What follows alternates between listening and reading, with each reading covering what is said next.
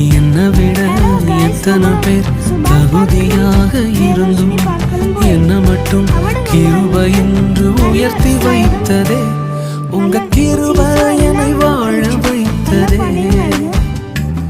உங்க கிருபை என்னை தூக்கி சுமக்குதே. உங்க கிருபை என்னை வாழ வைத்ததே. உங்க கிருபை என்னை பாட வைத்ததே.